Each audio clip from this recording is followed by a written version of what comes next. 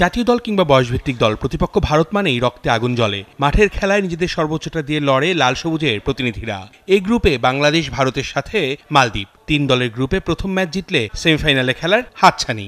ইন্ডিয়ার এগেনস্টে খেলা একটু আমাদের জন্য একটু প্রেশার, বাট আমরা ওইভাবে প্রস্তুতি নিয়েছি যেন আমরা ওই প্রেশার থেকে বেরিয়ে এসে আমাদের স্বাভাবিক ফুটবলটা খেলে ম্যাচ থেকে বেরিয়ে আসতে পারি আর কি। পুরো মাঠে তো 90 মিনিটের ম্যাচ, যে যত কম বল করবে, যে যত ভালো পারফর্ম করবে তারাই ম্যাচটা উইন হবে। ইন্ডিয়া টিমের প্রস্তুতি আমরা জানি না, হয়তো শুনেছি ইন্দোনেশিয়া, লাদাখ ওইসব জায়গায় ওরা কাজ করেছে।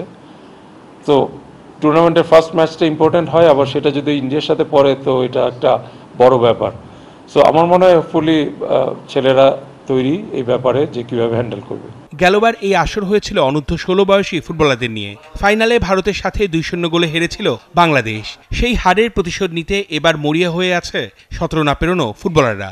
আন্ডার 16 আমরা এখানে ইন্ডিয়ার সাথে ফাইনাল ম্যাচটা লস করছি, বাট আমরা সেম টিমটাই হয়তো একটু কয়েকটা প্লেয়ার চেঞ্জ, বাট আমরা আবার নতুন কিছু করার চেষ্টা করতেছি।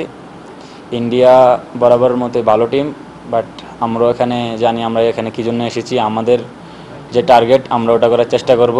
মোর হোয়াট টু ওয়ার্ক অন, যে কোন কোন জিনিসগুলিতে আমরা কাজ করা উচিত, কোন জায়গাটায় আমাদের কিছুটা দুর্বলতা, ওগুলি নিয়ে কাজ করা ব্যাপার ছিল। আর ভুটানের আবহাওয়া, এটা তো একটু প্রথম ম্যাচে একটু কষ্ট হবেই। 7 দলের টুর্নামেন্টে বাকি 4 দল নেপাল, ভুটান, পাকিস্তান আর শ্রীলঙ্কা। অর্ণব বাপি, 71।